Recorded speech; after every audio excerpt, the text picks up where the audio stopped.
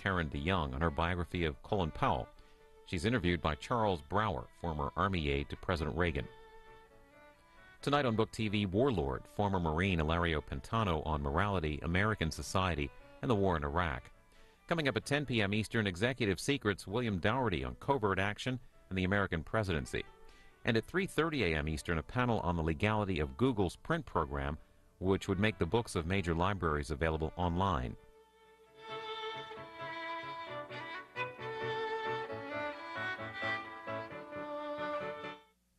And now an argument that the Islamic prophet Muhammad taught his followers to be tolerant of other faiths, from author Karen Armstrong. She spoke about her book, Muhammad, A Prophet for Our Time, at this event hosted by the Mosaic Foundation. It's an hour, 20 minutes. I'm particularly honored today to introduce our distinguished speaker, Karen Armstrong, who will speak, as we just heard, on Islam, the misunderstood religion. Her presentation, which will last for 45 minutes, will be followed by a Q&A session. Special cards have been placed on your seat in case you are sitting on your card. Take it out. And these are the cards that you should use to write your questions. And toward kind of like the end, in about half an hour or so, if you have a question for Ms. Armstrong, please just raise your hand with your card, and one of the staff people will come to you and collect these cards and bring them out here to the podium. Karen Armstrong was born in 1944 in Wildmoor, Worcestershire, England. From 1962 to 69, she was a nun in the Catholic Order of the Society of the Holy Child Jesus. She left the convent in 1969 to pursue a degree in modern literature from Oxford University. She has since taught modern literature at London University and lectured at London's prestigious Leo Baeck's College for the Training of Reform Rabbis, among other institutions in Europe and here in the States, where she served as a visiting professor. By the early 90s, Karen became known as one of the world's leading historians and media commentators on religion and spiritual matters.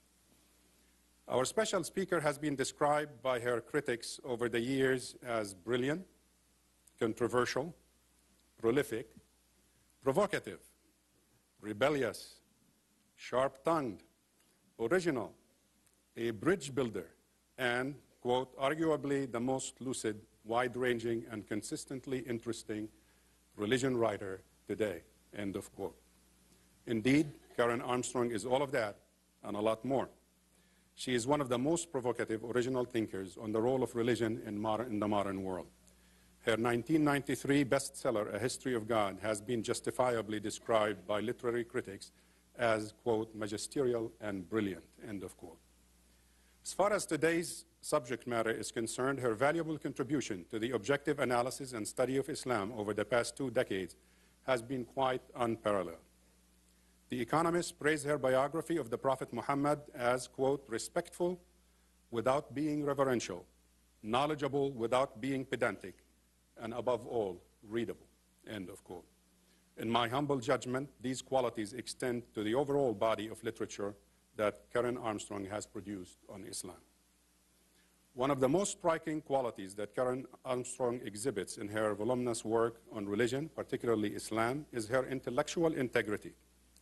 Karen is not known to mince words, to sweep sensitive issues under the rug, to shun controversial questions, or to challenge conventional wisdom. Just in the past few months, her columns in The Guardian covered such topics as the paradox of veiling in Muslim society, the remarks on Islam by Pope Benedict XVI, President Bush's affinity with the Christian right, and her indictment of radical violent Islam as heretic illustrate her courage and inventiveness. As most of you already know, Karen Armstrong has been a one-woman publishing industry. After publishing her first book, Through the Narrow Gate, back in 1981, which described her 7 years as a nun in the Society of the Holy Child Jesus, Karen published countless articles and at least 15 to 20 books, I failed to count the exact number here, on religion, including several bestsellers. They include A History of God, From Abraham to the Present, The 4,000-Year Quest for God, Buddha, Islam, A Short History, the spiral staircase, and most recently, the Great Transformation, the beginning of our religious traditions. 3 of these books by Karen Armstrong on Christianity, Islam, and Judaism, namely A History of God, Jerusalem, One City, Three Faiths, and The Battle for God, focus on the least common denominator, unifying the 3 monotheistic religions.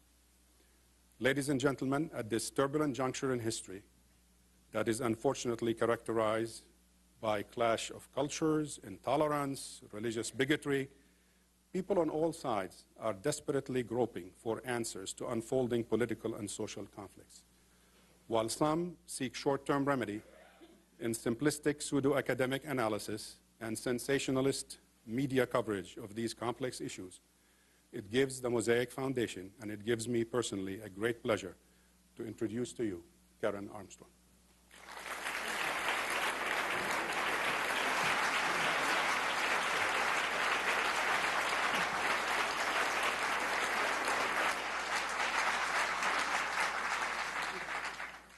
Your Excellencies, ladies and gentlemen, it's a great pleasure to be here with you, as we say at this turbulent juncture of history. How did I get interested in Islam in the first place? I was, after all, my ambition in life was not to write about religion at all, but to be a university professor teaching English literature. But after a series of career disasters, I found myself in television. And I said that once to Bill Moyers, and he said, "Oh, we take anybody." And I found myself in Jerusalem making a program about early Christianity. And there I had a sort of revelation, a personal revelation. Until that time, despite the fact that I'd had a very strong religious background, I found I knew nothing at all about either Judaism or Islam. I'd never thought about Judaism as anything but a kind of prelude to Christianity, and I'd never really considered Islam at all. But once you're living in the Holy City, seeing the 3 religions jostling, sometimes uneasily together around the same sacred sites, you become aware not only of the antagonism that has unfortunately developed between them, exacerbated by political factors, but also of the great affinity and connection that they have between them. So I started to study all 3. And I must say it was my study of both Judaism and Islam that brought me back to a set religion. Enabled me to see what my own tradition had been trying to do at its best. And I was increasingly disturbed to find the current opinion of Islam, we're talking way back in the early 1980s, was so much at variance with the facts. And this disturbed me for 2 reasons. One, I'd been trained at Oxford, and I'm sure that it would be the same of any of your great American universities too, always to see both sides of a question. That you couldn't just write an essay presenting one side of the question. You had to include and seriously consider the other side. You had to be prepared to change your mind. You had to be accurate and build your theories and ideas on the facts. And it offended me, intellectually offended me, to hear what people were saying about Islam, that it was an inherently violent, intolerant faith. It wasn't true. Second, it disturbed me because in Europe we have had a long history of bigotry. It was this kind of bigoted, lazy, prejudiced thinking that had led to the death camps in the 1930s, and we didn't seem to have learned anything from this dreadful catastrophe. And so I started to talk about trying to correct the stereotypes. And I found that our Islamophobia is very, very old in the Western world. It dates back to the time of the Crusades, a time when Europe was beginning to crawl out of the long period of barbarism known as the Dark Ages in the 10th, 11th centuries, and crawl back onto the international scene. And Islam and Judaism both became the shadow self of Europe, a symbol of everything that we hoped we were not and feared that we might be. And it was during the Crusades, for example, when it was Christians who were fighting brutal holy wars against Muslims in the Holy Land, that scholars in Europe in the 12th century began to describe Islam as the violent religion of the sword. It was a kind of projection of a buried worry about their own behavior. Jesus, after all, had in one gospel told his followers to love their enemies, not to exterminate them. And worries about the intensely un-Christian nature of their hatred and it made them push that religion of the sword onto the other. Also, at a time when the popes were trying to impose celibacy on the extremely reluctant clergy, Muhammad, the prophet, was described with a great deal of ill-concealed envy as a lecher and a sexual pervert. And Islam was described as a religion that had encouraged Muslims to pander to their basest instincts. And it was at a time when Europe was extremely hierarchical against the egalitarian ethos of the gospel that Islam was described as giving too much power and respect to menials, to the lower classes and to women. So Islam was becoming the shadow self of Europe as we were trying to redefine ourselves, redefine a new style of Western Christianity, very different from the Eastern Orthodox Christianity. Islam became the bogey and the shadow self. Judaism, too. It was during the Crusades when very often people who couldn't go to the Middle East to fight would attack Jews at home as part of the crusading effort. It was at this time that Jews were first described as child slayers. It was said that every year at Passover, Jews would kill a Christian child and use the blood in the manufacture of matzo, unleavened bread. And this image of the Jew as the child killer reflects, again, an almost Oedipal fear of the parent faith, an inability to accept the Jewish roots of Judaism. So these prejudices are very deep. And so please forgive me if I start by talking about jihad and violence, because this is the thing that's, as I say, has been said about Islam now for nearly a millennium. And I apologize to you because a lot of you are Muslims and know the facts of the matter, and also to Western members of the audience, because since September the 11th I've been saying this so often that I feel I ought to apologize for saying it again, because surely people have got the point by this time. But unfortunately, what happens every time there is a crisis like the Danish cartoon crisis, all the old skeletons come out of the cupboard, and we have to start from scratch. It's so deeply ingrained are these ideas. And it's rather like that child's game, Snakes and Ladders, whereby you suddenly land on a snake and then it goes sliding down right back to the beginning again, and off you go again, explaining, no, Islam is not a religion of the sword. So forgive me if I sort of launch into that right now. Now, the Quran proposed a religion that was not a pacifist religion. It was not the sort of religion that Christianity was supposed to be. Christianity was supposed to be pacifist, but it turned out not to be pacifist at all. And Islam had a more realistic view. It says that sometimes it was unfortunately necessary to fight in order to preserve decent values, but only in self-defense. There must be no aggressive warfare.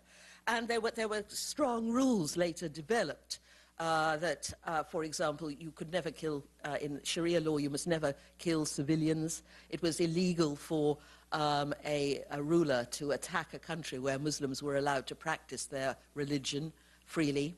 It was forbidden to use fire in fighting, as it was too cruel. Again, the blazing towers of September the 11th come to mind, and entirely an illegal and heretical, not to say inhumane, act was committed in the name of Islam. The Quran insists that Muhammad was fighting a war of self-defense. Mecca, the powerful city of Mecca, was attacking the Muslim community, and had the Meccans prevailed, according to the customs of pre-Islamic Arabia, they would have slaughtered all the men and sold the women and children into slavery. The Muslim community was fighting for survival. But as always happens in warfare, as we found in our own day, warfare has its own awful dynamic, and atrocities are committed on all sides. And that, in the end, I think, pushed Muhammad to initiate a peaceful, non-violent riposte. When the tide was just beginning in Arabia as a whole, though not in Medina, where he had a great deal of opposition, he announced to his followers that he wanted to make the Hajj pilgrimage to Mecca. Now, on the Hajj, as you know, you may not carry any weapons. You may not fight. You may not even kill an insect or speak a cross word. Now, so for Muslims in the height of this lethal war with Mecca, to ride unarmed into the holy city of Mecca was going unarmed into the lion's den. Nevertheless, 1,000 Muslims from Medina volunteered to go on this highly dangerous campaign. And they arrived in, and the Meccans, when they heard they were coming, sent their cavalry out to kill the pilgrims. But with the help of some friendly local Bedouin, Muhammad managed to elude them and get into the sanctuary of Mecca, where all violence was forbidden, and then he sat down. It was a demonstration, what in the 60s we used to call a sit-in. And he basically, the eyes of Arabia were on him. He knew he was brilliant man, and he knew that he was putting the Meccans on the spot, because if they slaughtered peaceful pilgrims who were punctiliously pursuing the rites and denying them the right of every Arab to perform the rites of the Hajj at the Kaaba, they would have violated the sanctities that they had been fighting for and would have lost enormous prestige. They were the guardians of the Kaaba, so they negotiated. And Muhammad accepted terms, as the Quran says Muslims must do, that seemed utterly appalling to his followers, because it seemed to give everything away to Mecca, everything that they'd fought for. And yet, nevertheless, and they almost mutinied, the pilgrims who were with him. Nevertheless, he persisted. And on the way home, he had a revelation whereby he said that this was a manifest victory. It was not a defeat. That the Meccans had behaved with all the chauvinism and violence of Jahiliyyah, a word I'm going to talk about in a minute, the pre-Islamic period. Whereas the Muslims had experienced the Sakina, the spirit of peace, which had descended upon them. And it was this spirit of peace that linked them with the Jews and the Christians, the people of the book. It was the spirit of peace that characterizes the human attitude towards God. So the historians, early historians of Islam, agree that this was indeed a victory. This was the turning point. 2 years later, Mecca opened its gates voluntarily to the Prophet. Nobody was forced to convert to Islam. and Muhammad had brought peace to war-torn, war-weary Arabia. There is a very important hadith which is much quoted that describes the attitude to war. It's said that on returning from a battle, a very important battle, Muhammad said to his followers, "We are returning from the lesser jihad," and that is the battle, and going back to the greater jihad, the greater struggle to reform our own society and our own hearts.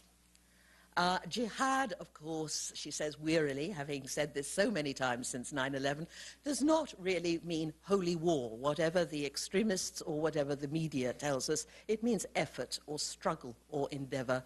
And Muslims are enjoined to struggle on all fronts to put the word of God into practice in a violent and traumatic world.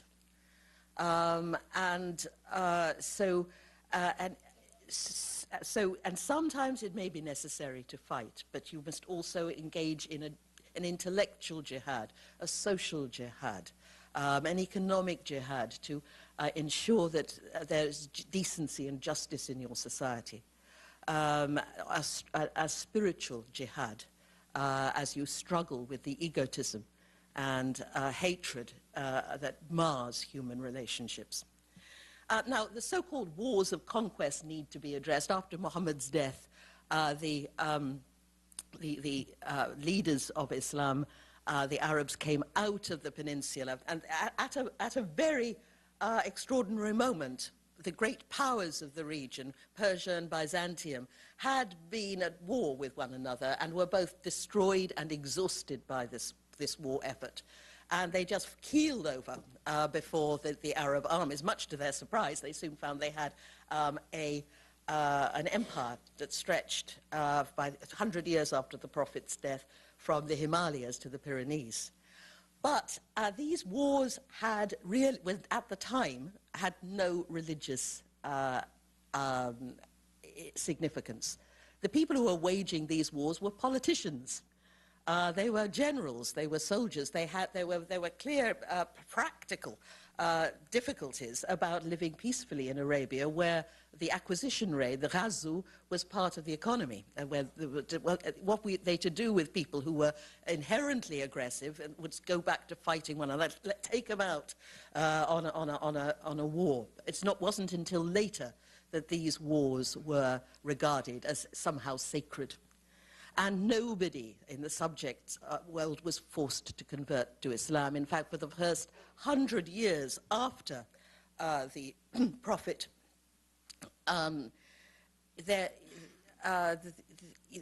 his conversion was actually frowned upon. It was thought that Islam was a religion for the Arabs, for the children of Ishmael, as Judaism was for the sons of Jacob and Israel. And Christianity was for the followers of Jesus. And this brings me to my next point, that is the extraordinary pluralism of the Quran. It was one of the things that first drew me to Islam. We're always being told that Islam is an inherently not only violent but also intolerant religion. The Quran insists that there must be no compulsion in religious matters, but also that all religious, rightly guided religion comes from God. The prophets of the Jews and Prophet Jesus is honored and respected. You cannot be a Muslim unless you also acknowledge the prophecy of Jesus, Moses, Abraham. And there are Muslim scholars today who say that had the Arabs known about the Buddhists and the Hindus, or indeed the Australian Aborigines or the American Indians, the Quran would have praised their religious leaders too, because every people on the face of the earth has been sent a prophet from God and a scripture in their own language according to their own cultural tradition. Crucial to this is the story of the night journey, the archetypal spiritual experience of of Muslims. Sufi spirituality is based on this story of Muhammad's night journey to Jerusalem and his ascent to heaven. You know the story, of course. One night Muhammad was sleeping beside the Kaaba, and he was conveyed, perhaps in spirit, to Jerusalem, to the Temple Mount. And there he was greeted by all the great prophets of the past who welcomed him into their midst, and he asked the Prophet Muhammad to preach to them. And then he ascended like a Jewish mystic through the seven heavens to the divine throne, meeting on the way other great prophets, Adam, Moses, with whom he conversed about the number of times Muslims should pray.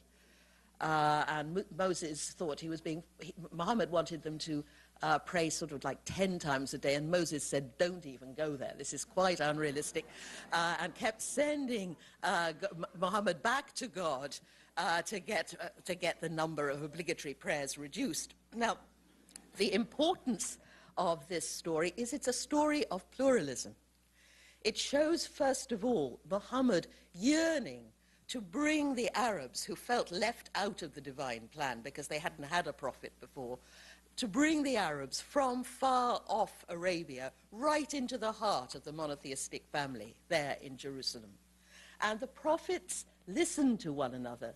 The prophets of the past don't revile Muhammad as a charlatan, and he doesn't tell them that, you know, he's superseding them all. It's absolutely clear that they listen to one another, another's insights, and the prophets are all brothers. All of them, whoever they may be, this vast multitude of messengers from God. And the fact that this is the archetypal spiritual experience of Muslims, it gives an indication of the path that we all have to make when we return to the divine source of our being. The fact that this pluralism is built into this archetypal, paradigmatic, spiritual experience shows that pluralism is essential to the Quran, and this is the voice of Islam that we want to hear in the world today, to counter that, the voice of the extremists. Now, constantly in the Quran, in an English translation, we're hearing dreadful things about infidels, or unbelievers. This is a very bad translation of kafirun or jahilun. Kafir is not an unbeliever as such. I mean, the people whom Muhammad was criticizing as kafirs were, in fact, they believed their theology was quite correct. They believed, all right, that Allah had created the world. The trouble was they weren't acting on this belief. Kafir means ungrateful. It has the connotations of somebody who is proud, self-sufficient, and when something is wonderful is offered to them, almost spits in the face. There were a lot of Meccans who were highly contemptuous of Muhammad's message. And the same with Jahiliyyah. Jahiliyyah is a term used by extremists. And it's also used frequently to describe the pre-Islamic period in Arabia, before the coming of the Prophet. And it's usually translated the age of ignorance. Now, Jahil does have connotations of ignorance, but it also means irascible, violent, chauvinist. Somebody who thinks that his sunnah, his way of life, is superior to everybody else's.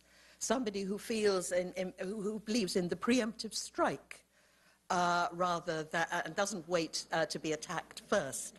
Now, there's an awful lot of jahiliyyah around at the moment, not only in the Muslim world, and not only in the religious world either. Now, when Muhammad is talking about, Muhammad is a general, and in some of these passages he says, go after the kafirun, go after the jahilun, go after them. Now, when a general is dispatching his troops into battle, I'm sure this is happening in Iraq every day, the American and British generals do not tell them, look, guys, go in there and turn the other cheek. A general will urge his troops on. But at the end of these adjurations to fight bravely in battle, the Quran nearly always finishes up saying, but forgiveness is better for you, peace is better for you. The moment the enemy asks for peace, lay down your arms, etc. And those are not quoted by either the extremists or the enemies of Islam. It's like people who... Christians who support the idea of capital punishment by saying the Lord Jesus says an eye for an eye and a tooth for a tooth. They're omitting to mention that Jesus goes on then to say, but I say to you, love your enemies, don't retaliate, don't judge. So when the Quran insists that you must not quote things out of context. You must always wait and see how each verse, each revelation, each ayah fits in with the whole. So you must always see the things whole. Now, so Muhammad was not giving a blanket approval for Muslims everywhere to slay unbelievers, people who don't follow Islam. This was a very small community. And the Quran knew the first Muslims knew exactly who Muhammad was talking about. They were people like Abu Sufyan, Abu Jahl, their kinsmen, people known to them all in Mecca, with whom later Muhammad made peace. So it was rather like in Mrs. Thatcher's day, there were a bunch of Conservative members of Parliament in Westminster known as the Wets. Mrs. Thatcher called them, wet, a British idiom for, feeble and feeble-minded. And everybody knew exactly who those Wets were. Similarly, on John Major's time, if you'll excuse the not very polite language, there were a whole bunch of other Conservative MPs known as the Bastards. And everybody knew these 3 or 4 people and it's the same in the Quran. This is not a blanket command to go and slaughter anybody who doesn't accept Islam. This was, people knew who these kafirun were. And later there was peace with them. And some of these kafirs accepted very high office indeed in the Islamic community. Now, there is so much to say. I can't dwell too much on the position of women, another of those endless chestnuts. I just say in passing that none of the great world religions has proved to be very good for women. And some of them, like Christianity and Islam, start with a very good message for women. And then a few generations later, the men hijack the faith and drag it back to the old patriarchy.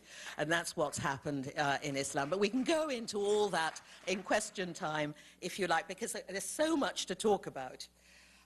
Now, there's a phenomenon, though, that's always associated with Islam, and it is called fundamentalism. This is a most unsatisfactory term, as I'm sure you know. Doesn't apply well to Muslims. It was coined by Christian Protestants at the turn of the 20th century, to describe their reform movement. They were going back to the fundamentals of Christianity, they say, but this doesn't translate well into Arabic, and people, quite understandably, resent having this Christian Western term foisted on their movements. But I hope, if I occasionally mention fundamentalism, please forgive me, because we're galloping towards the end of this lecture, and the word has come to stand in common parlance for a group of militant sort of piety that has erupted in every single major world religion in the course of the 20th century. Of the 3 monotheistic religions, Islam was the last to develop a kind of fundamentalist strain in the late 1960s. The first fundamentalist movement, as I say, was here in the United States, founded in about the 1920s. So every single one of these movements, whether we're talking about fundamentalism in Christianity, Judaism, Islam, Hinduism, Sikhism, Confucianism in China, all these movements are rooted in a profound fear. Every single movement of these that I've studied in Judaism, Christianity, and Islam is convinced that modern Western society wants to wipe them out. Even here in the States, many Christians in small-town America feel colonized by what is to them the alien ethos of Harvard or Yale or Washington, D.C. And so there's a fear. Fundamentalists are disturbed by this secular society in every region of the world where a modern, secular, Western-style society has been established. A Christian a religious countercultural movement has grown up alongside it in conscious rejection. They want to drag God and or religion from the sidelines to which they've been relegated in modern secular culture and back to center stage. And in this they've achieved some considerable success, because in the middle of the 20th century it was generally taken for granted that secularism was the coming ideology and that never again would religion play a major role in international events. Well, that was proved not to be a correct prophecy. What is it about modernity that fills people with such dread?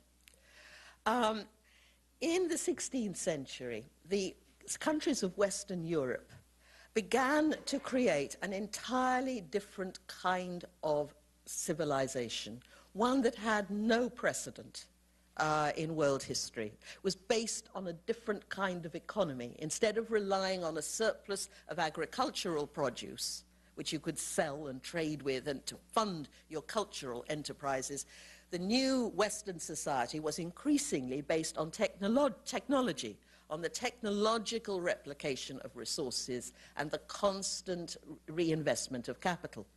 And this changed everything. It sounds dry and dull, but it changed everything. In order to fund these, to make these societies productive, we had to change our entire way of living, our way of thinking and social systems in the West. There were, therefore, bloody revolutions in these turbulent centuries when Europe, and later the United States, was modernizing. There were bloody revolutions, succeeded by reigns of terror, succeeded by dictatorships, succeeded by horrible wars of religion in the 17th century. And what are we seeing today when other parts of the world are modernizing, but bloody revolutions, wars of religion, sectarian strife, etc., and dictatorships. The modernization process, like any major social change of this level, is extremely traumatic.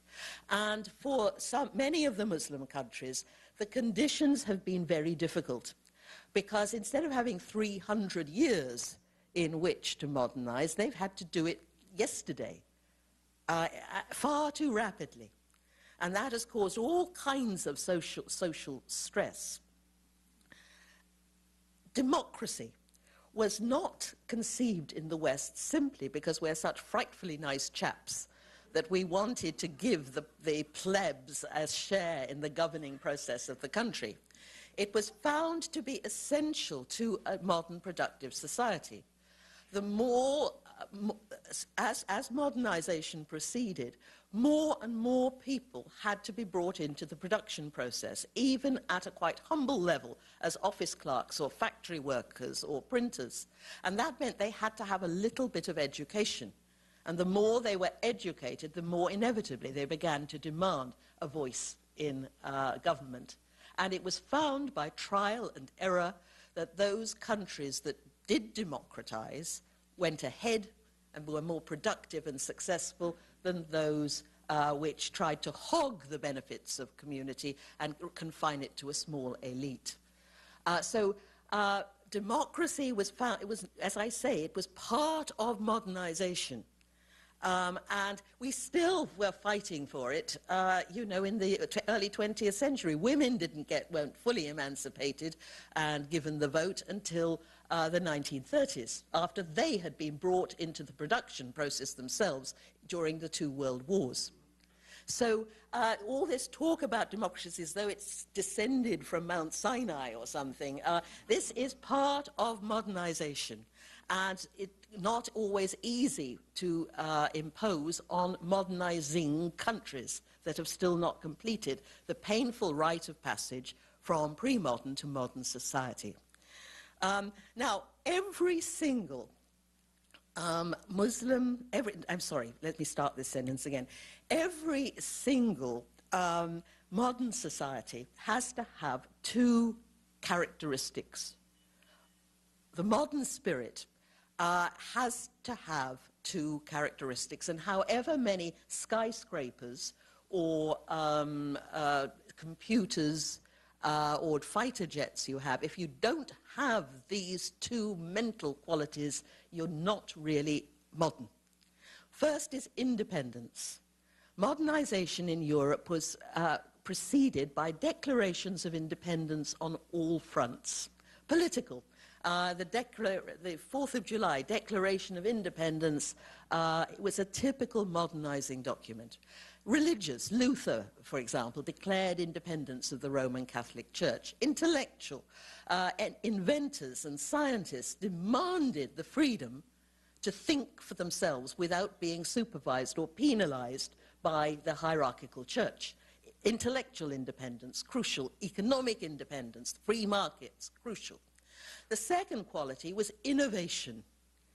Even though it was very traumatic, the process of modernization from the 16th to the 19th century, causing great suffering and warfare as we modernized, it was exciting because we were always doing something new, achieving something fresh, pitting ourselves against unprecedented problems and coming up with wholly novel solutions. Now, in some of the Muslim world, the new modern economy and modern society did not come with independence, but with colonial subjugation. Colonial, so instead of independence, you have dependence. And instead of innovation, you have imitation, because we were so far ahead, you could only copy us. And this means that the wrong kind of ingredients have been going into some of these societies. It's rather like a cake. If you are given, you're told to make a cake, but you don't have all the ingredients. Instead of flour, you only have ground rice. Or instead of fresh eggs, you have only powdered egg, and you don't have a correct kind of oven. You're not going to get this lovely, fluffy black chocolate gatto in the cookbook. You could have something very nasty indeed.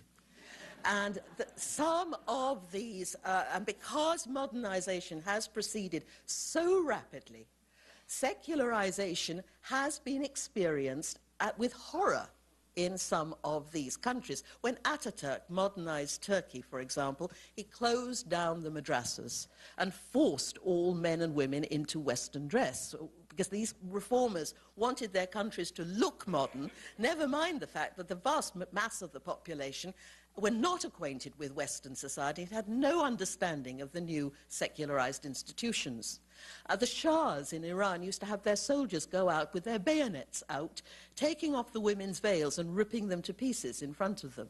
On one occasion, Shah Reza Pahlavi gave his soldiers in 1935 orders to shoot at hundreds of unarmed demonstrators in one of the holiest shrines of Iran who were peacefully protesting against obligatory Western clothes.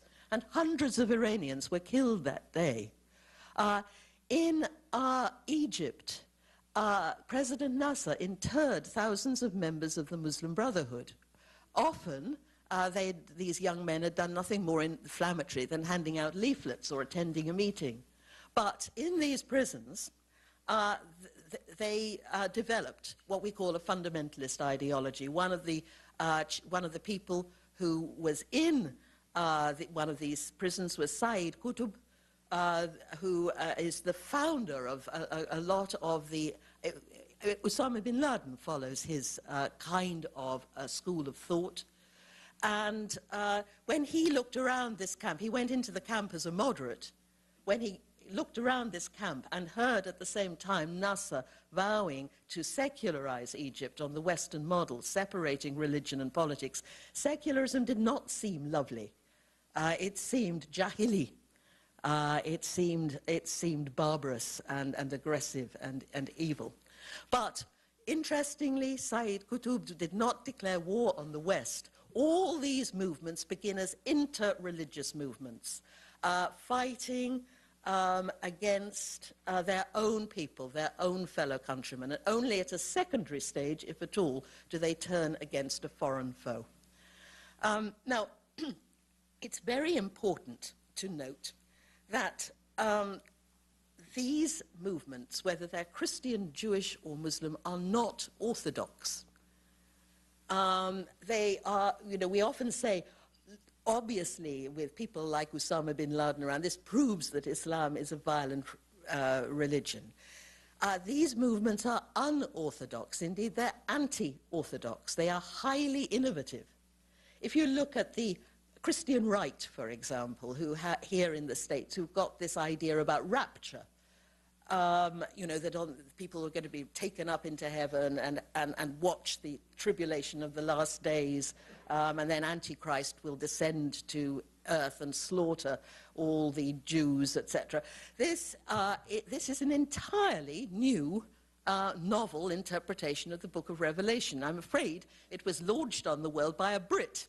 But it has to be said for my own people that he had no takers in England, but he did very well when he crossed the Atlantic and came to the United States.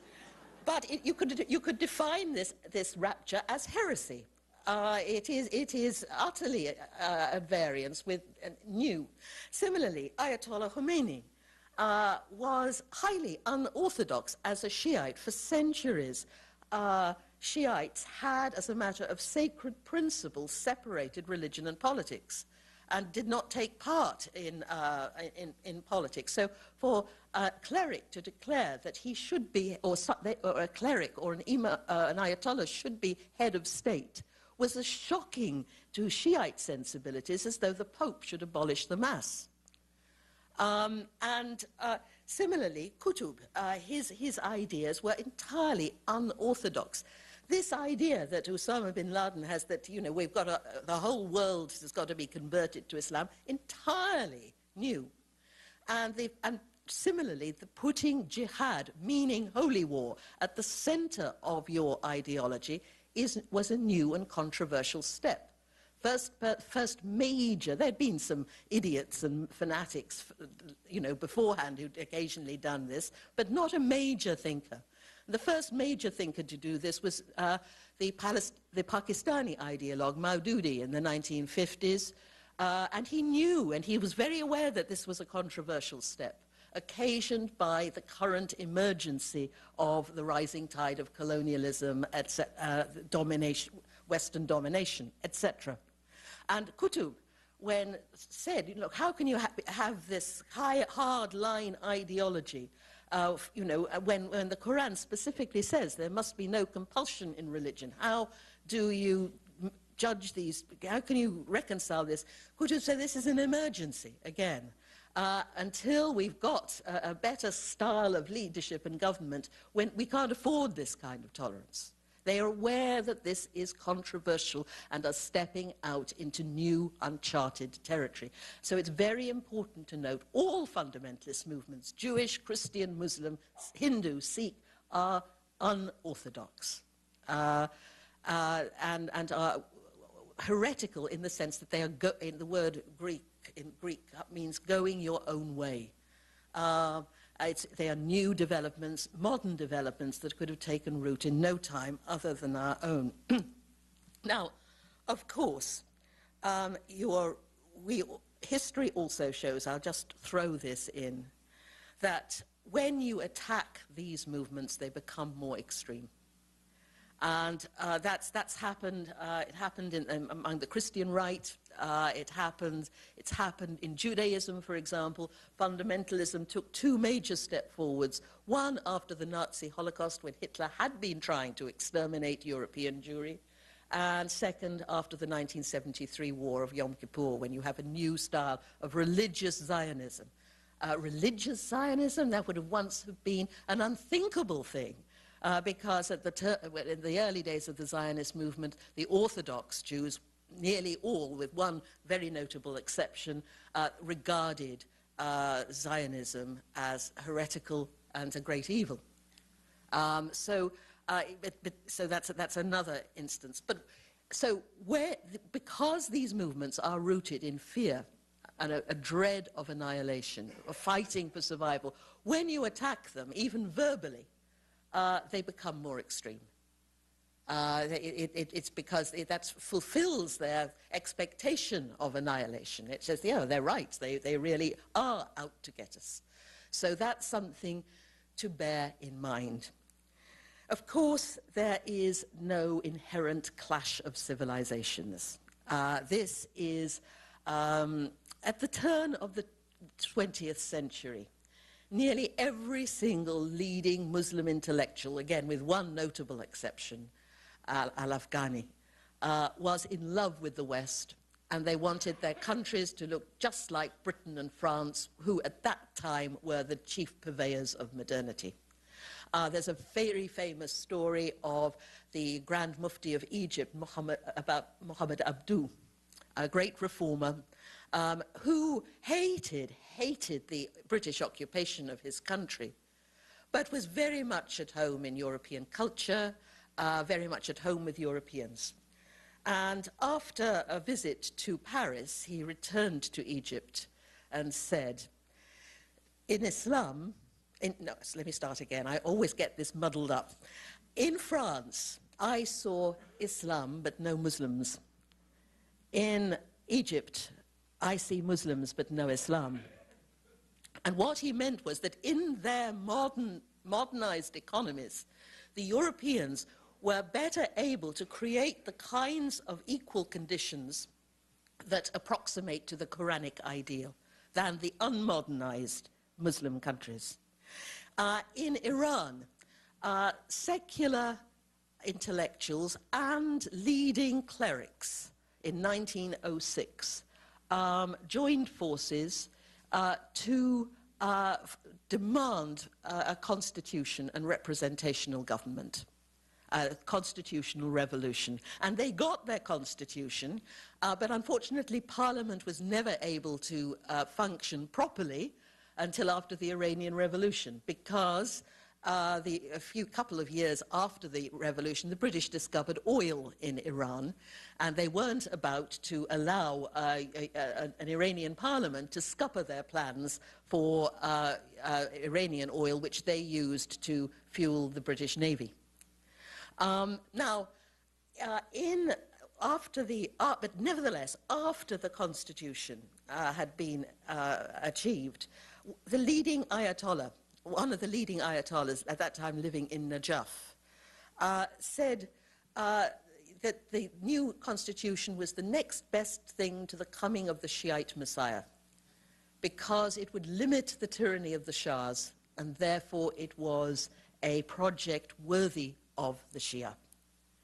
And it's poignant to look back on this early enthusiasm. Muslims saw and understood the whole democratic, representational ideals of modernity and recognized it as deeply congenial with their own traditions.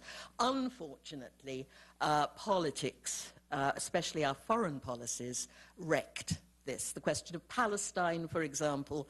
And we have to see, it's important to say that fundamentalist movements, I'm sorry about this word, but we are coming to the end, are not inherently violent.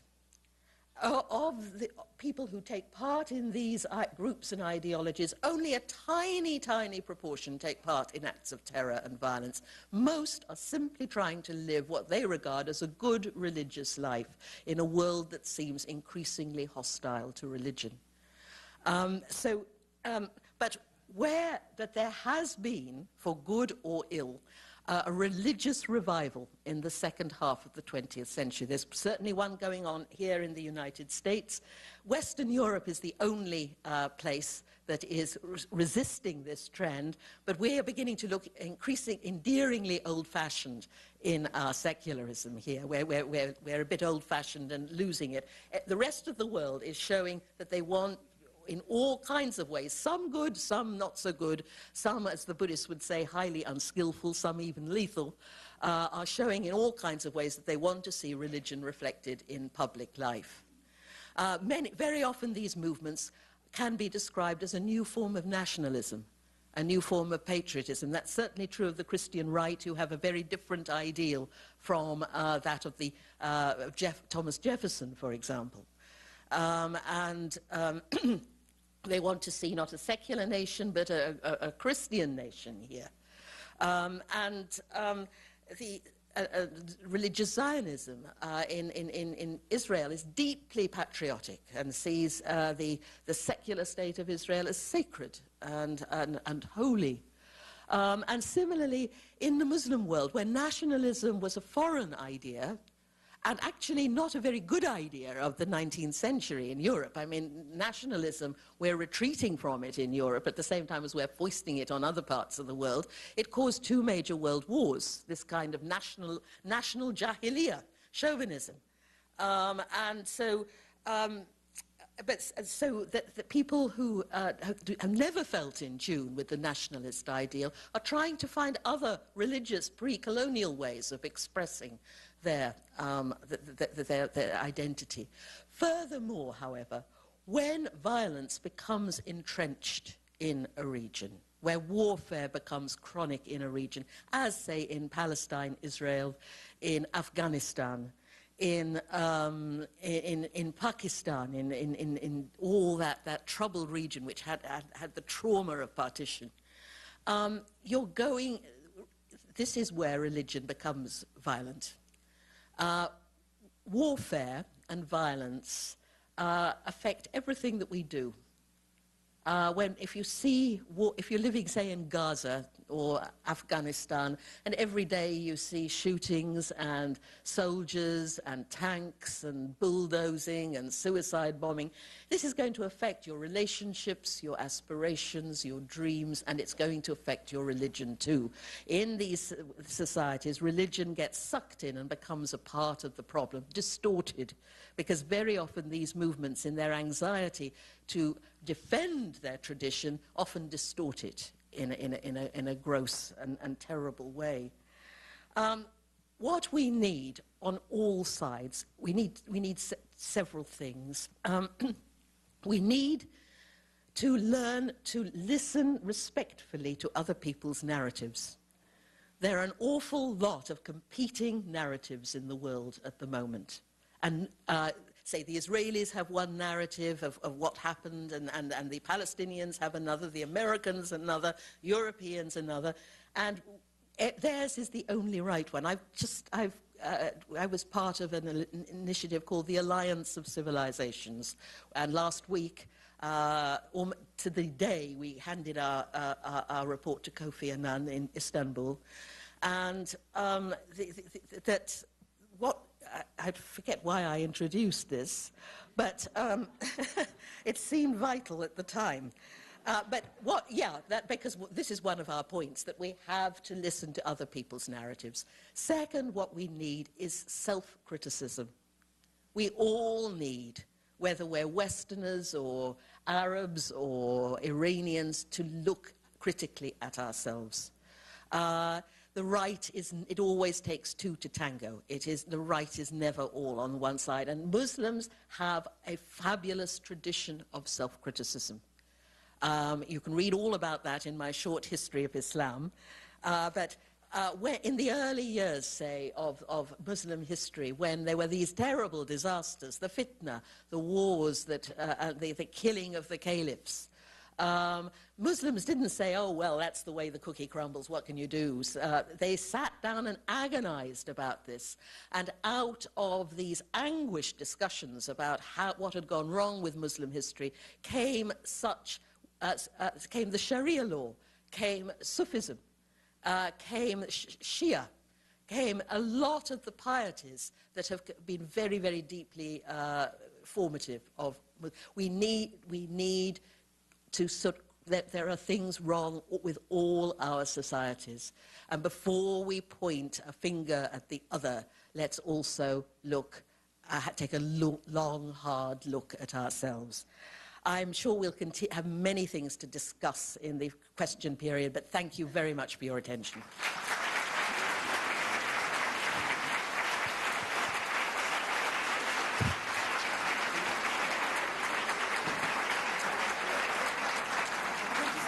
Sure. Thank you, Karen, for your eloquent presentation. Karen has graciously agreed to spend the balance of our time for the next 20 minutes answering your questions. If you have a question, please pass your card. If you care to identify yourself, I think it would be better. And I'll be glad to present your questions to our guest speaker.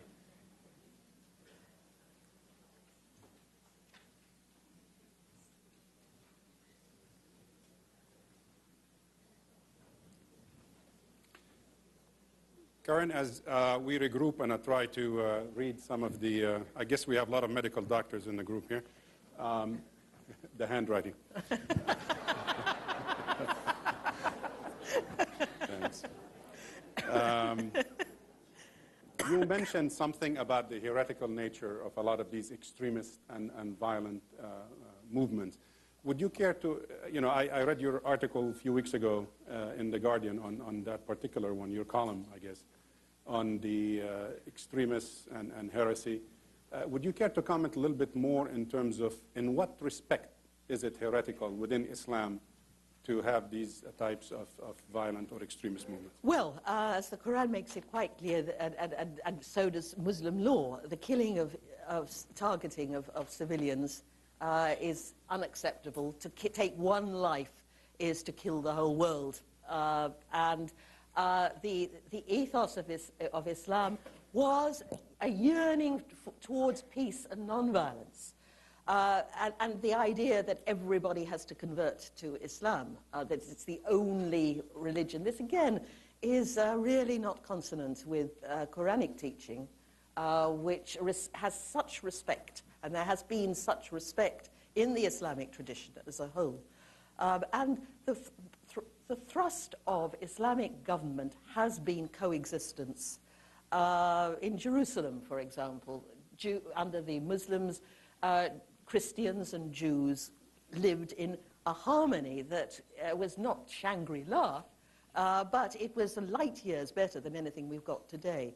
So, frankly, any movement that resorts to violence, whether it's Jewish, Christian, or Muslim, is heretical, because in my latest book, we find that an impulse to non-violence, a movement away from violence, as we saw in the Prophet Muhammad, in Jesus, turn the other cheek, don't love your enemies, is towards non-violence. Even aggressive speech and unkind words are unreligious, in my view. And that goes for the whole gamut of religious traditions, which are based essentially on the Golden Rule. Don't do to others as you would not have done to you. First propounded by Confucius 500 years before Christ, and really central to the religious ethos. For Confucius, that was religion. And if we did that day by day, hour by hour, as Confucius recommended, if every time we were threatened, we were tempted to say something unpleasant about an annoying colleague or an ex-wife or a country with whom we're at war, and said, how would we like this said of us, and desisted, in that moment we would have transcended ourselves and achieved. If you did that habitually, you would live in the divine. Muhammad asks, what should American Muslims do to help non-Muslim Americans understand Islam and tone down, hopefully, Islamophobia in this country? What would you advise? Well, what a question. I know it's very... what is really needed is better media coverage in this country of... Have you seen Glenn Beck? No, I haven't. Thank God. Yes, okay. But I think something that could be done, I think, is for you to take, for American Muslims, to take, as it were, a compassionate and truly Islamic offensive. After 9/11, a whole lot of interfaith groups mushroomed all over America. It was one of the fabulous things about the initial American response. Start working together. I'm all for dialogue. I'm all for it, but there comes a point when dialogue isn't always frightfully useful. I mean, a Christian will say, we believe Jesus is the Son of God, and a Muslim will say, we don't, and that's the end of the conversation. But if you're working together on local issues, fling yourself into local politics, for example, or indeed national politics, working with other religious groups. If religious people, truly religious people, all over the world joined hands, it would create a wonderful counter-riposte to the violence that we're seeing in all levels of society, not just in Islam. And then when you're working side by side, you discover the commonality. You discover your values in common over time. And so I would think that is... I think also we need to encourage really gifted young men to become mullahs.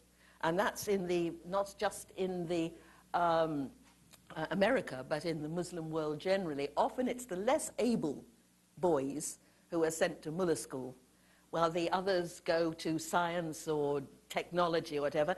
And as the head of Al-Azhar said to me recently, well, all my mullahs will be decent mullahs. And I say, yeah, but some of them won't be very bright. And what we need are really bright young men. And I'd like to see some women's voices too. Encourage the women among you. And I'd say to the women, we all women, even a highly privileged woman like myself, knows what it is to be marginalized and patronized and belittled. Let's use that experience of slight persecution, in my case, tiny, to understand the plight of oppressed people all over the world and bring that to the table. So encourage your women, encourage your education, and start studying, really studying the Islamic tradition. Study its depth, its complexity, its multifariousness, not just picking out a few verses from the Quran here and there and tossing them around as in a sort of spiritual tennis match. Because that's the way we're all reading our scriptures now, in this piecemeal way, and we need really... Studying is important, and speaking out on issues of justice for all, not just for Muslims. It's hard to be creative when you feel under attack. We know that in our own personal lives. If we're feeling defensive, we don't create very well. But try this. I was with the Dalai Lama in Idaho on September the 11th last year, not the one just gone. And a Muslim asked, what can we do? And he said, now is a good time to practice. This is a good time to practice true Islam.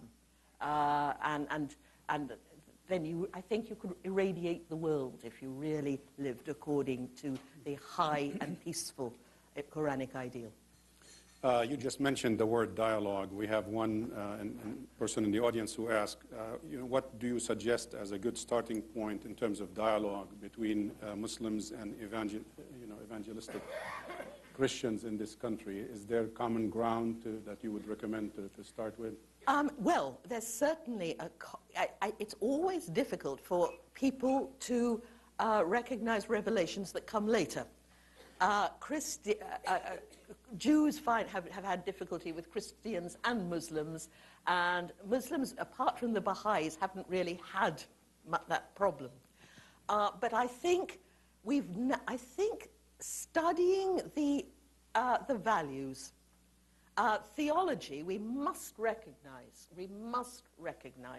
that nobody has the last word about God.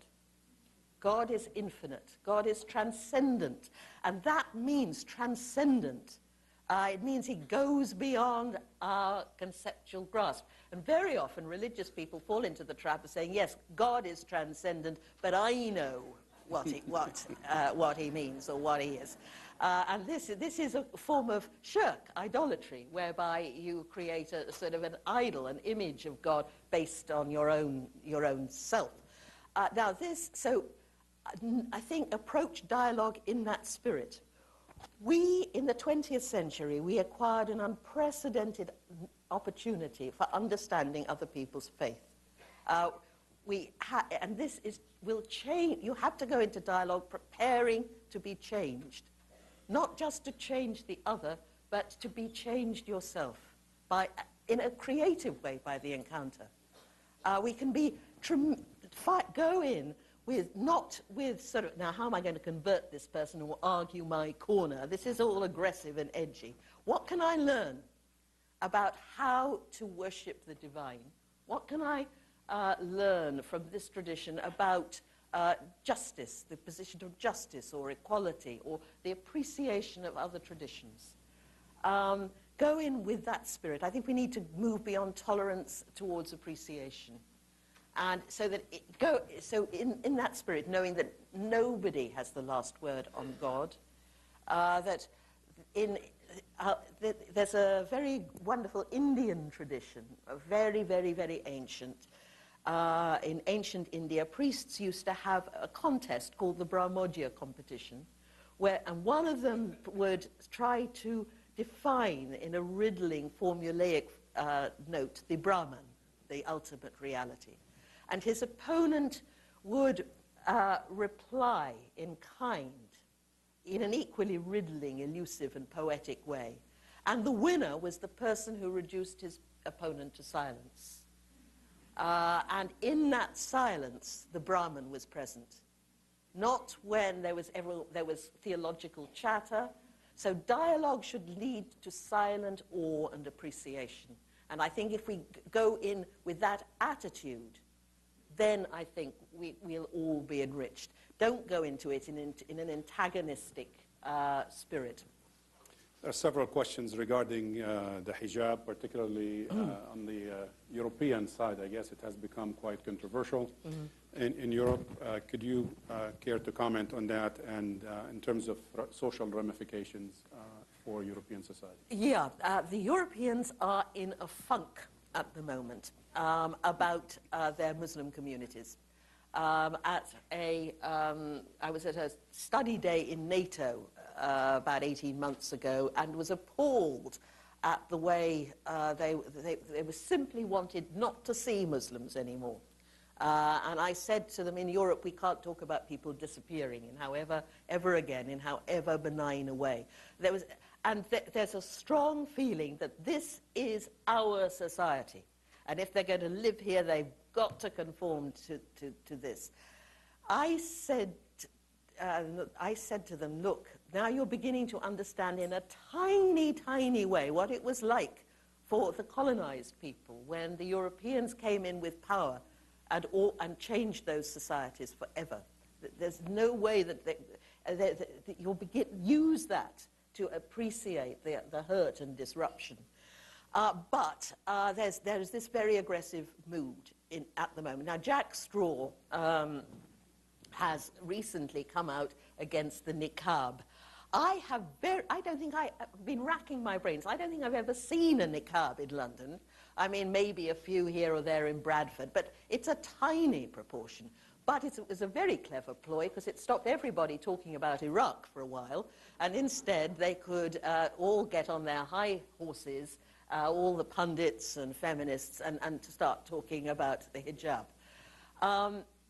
Europeans as I say, they're in a funk. And they've got to realize that really history shows that when women are forbidden to wear the veil, they rush in ever-increasing numbers to put it on.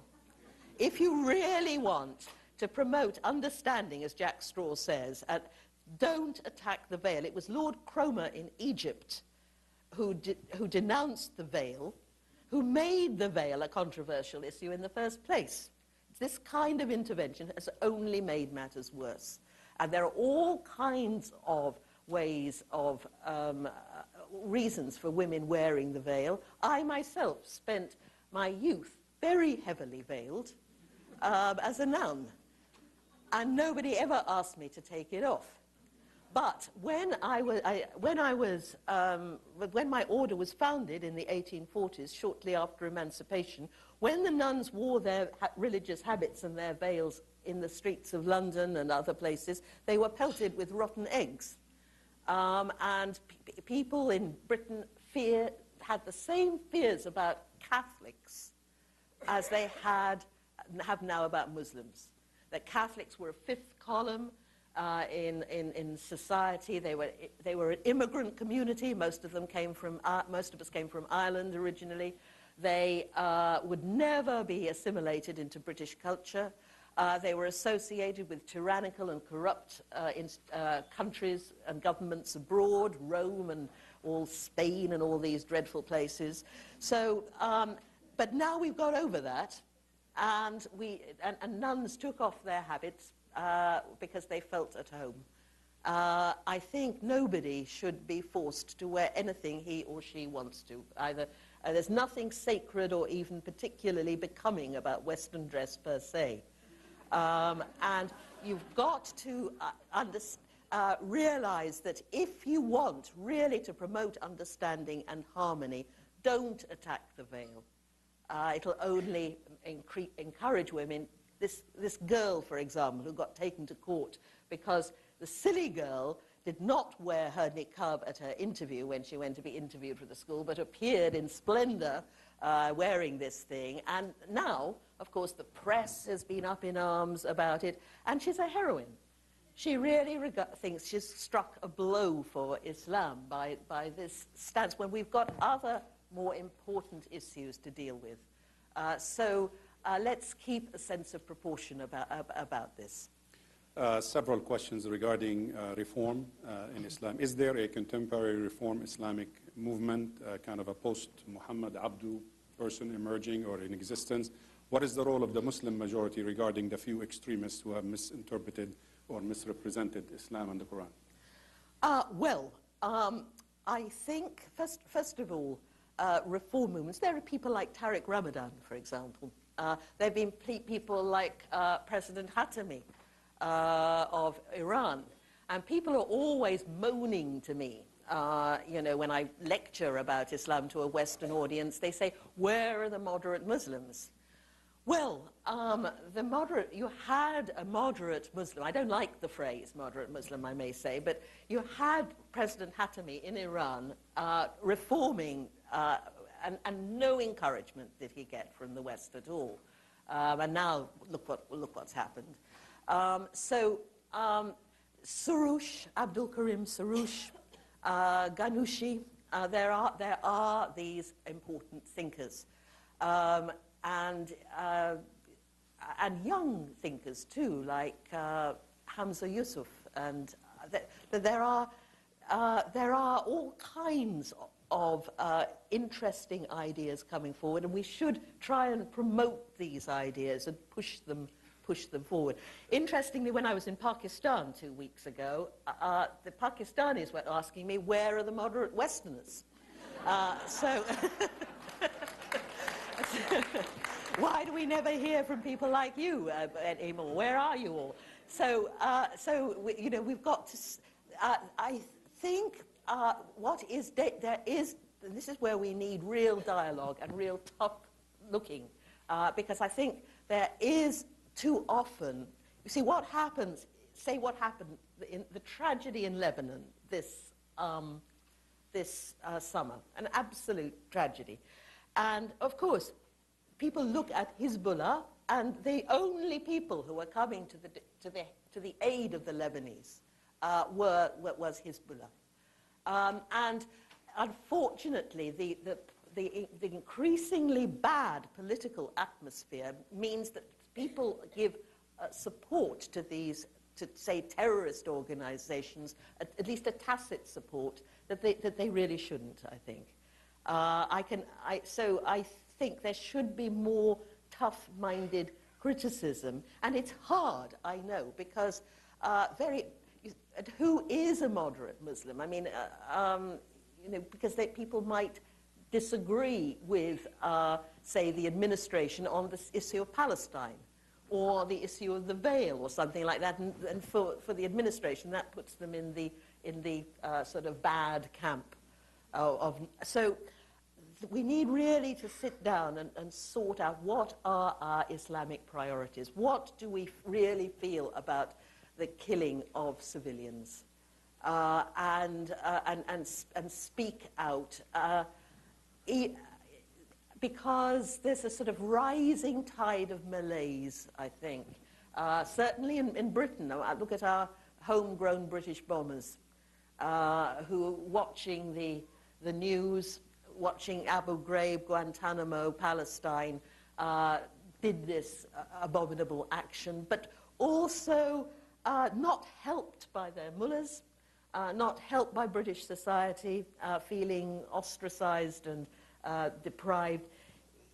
When malaise sets in and people feel there's no hope, and that nothing, and lose faith in ordinary, traditional, conventional politics, which never seems to go their way, that's when you can have a slide into condoning things that really we shouldn't condone. But it's hard. This is a real jihad.